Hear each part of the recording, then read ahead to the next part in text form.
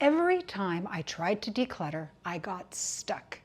Not because I loved the stuff, but because I felt guilty getting rid of it. I'd be standing there holding a pair of old running shoes, completely paralyzed. They weren't comfortable. I never wore them, but somehow tossing them just felt wrong. That's when it hit me. Decluttering isn't about laziness, it's about guilt. And here's what I've learned as a realtor, as a downsizer, as someone who has helped dozens of families dig through decades of belongings. Decluttering isn't about stuff. It's about guilt. And until you deal with that, no amount of organizing bins or spark joy hacks is going to save you. And that's exactly what I want to talk about today, guilt. Specifically, the 5 versions of guilt that keep you stuck and how you can fight back. So yes, there are 5 types of guilt that keep you stuck. The first one is gift guilt, keeping things you don't like because you don't want to hurt someone's feelings. Guilt number 2 is the money guilt. I paid good money for this, so I can't let it go. Does that sound familiar? It does for me. The third is memory guilt, thinking that if you toss it, you're going to erase all the memories that it came with. And that is a big lie. Future guilt, so saving things, just in case. Or the 5th version is waste guilt, convincing yourself that tossing one old lamp will single-handedly melt the polar ice caps. So here's a quick question for you before we go any further. Which one of those guilts do you think is your biggest roadblock? Is it gifts, money, memory, future, or waste? Drop it in the comments and let's compare notes. Not sure which one trips you up most? Let's dig into them just a bit deeper and I will show you how they manifest in my life. So gift guilt. This one is classic. I've had some, let's call them unique decor gifts over the years. Do I love them? Not really. Do I keep them? Yes, of course. And when the gift giver comes to visit, I drag them out of storage and set them up like I've been proudly displaying them all along. As if they'd actually notice. Truth is, they probably don't even remember giving it to me. I'm the only one carrying the guilt here. Sometimes I think about regifting them, but then you've got to make sure that it doesn't accidentally go back to the original giver or their sister or their best friend, which basically means you need a spreadsheet to track who gave what and when. And honestly, at that point, it's more work than just letting the damn thing go. The love was in the giving, not the object. So if the gift doesn't suit you, you're allowed to move it along. Money guilt for me, that looks like the candle holders that I splurged on. Gorgeous in the store, had to have them, but they never really fit with my style.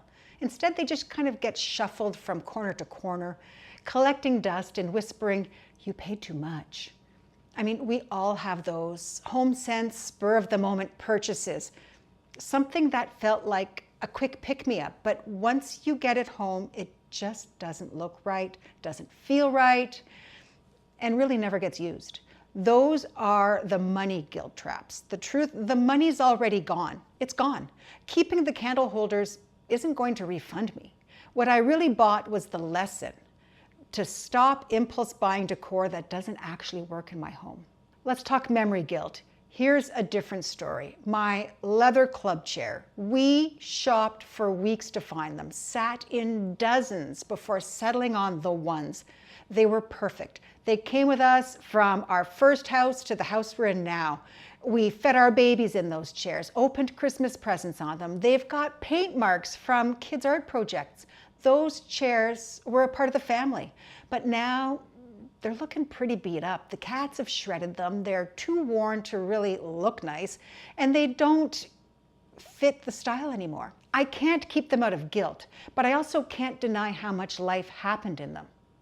That's the memory guilt. We hold on to things because they tell our story. They're part of our fabric, but here's the truth. The story isn't in the chair.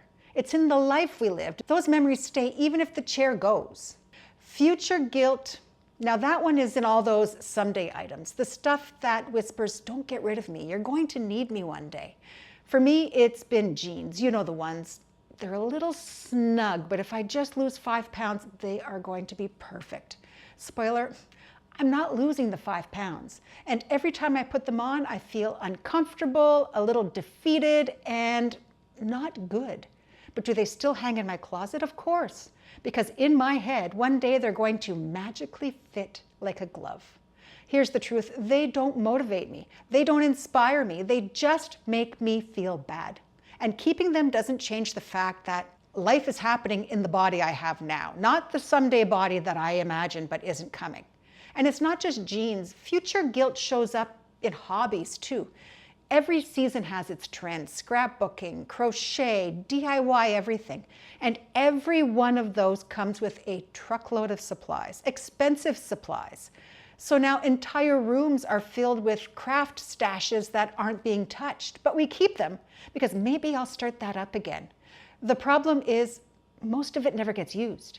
Future guilt doesn't protect your potential. It just steals space from the life you're actually living. Then there's waste guilt. The idea that if you throw out a cracked bowl, you are personally melting glaciers. But here's the reality. Keeping clutter in your house doesn't save the planet. It just makes you miserable. The real work is getting rid of things responsibly. Donate, recycle, repurpose if you can. Your basement isn't a landfill, so stop treating it that way. And here's my confession. I have a cupboard full of reusable grocery bags. At some point, we all thought we were saving the planet by swapping plastic for reusable. Except I never seem to have one when I need it, so I just end up bringing more home. Now I've got a collection in my car, in the hall closet. There are probably a few in the glove box of my truck too. And here's the kicker. You can't throw them out because they're reusable. The name literally tells you to use them again. But I don't need 25 of them. 5 would probably do me just fine. That's waste guilt. The trick is keep what you'll actually use and let the rest go. Here's how I try to deal with guilt when it shows up in all of its glorious monkey wrench throwing forms. The gift guilt. I thank the giver authentically because the love is in the act of giving. And then I let that item go. For money guilt, I remind myself the money is long gone. What's left is a lesson, not an investment. For memory guilt, try to save the story, not the stuff. And future guilt, ask yourself, is it replaceable? If yes, it goes.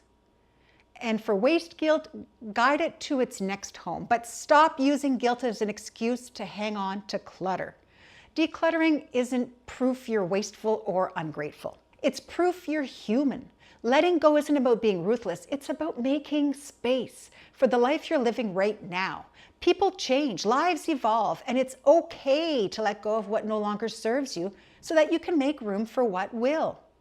The shoes, the candle holders, the scratched up chairs, they're just stuff.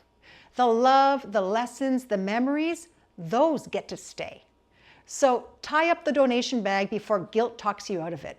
Maybe even use 1 or 2 of those damn reusable grocery bags and enjoy the space you just won back. And if guilt is only part of the problem, you are going to want to watch this.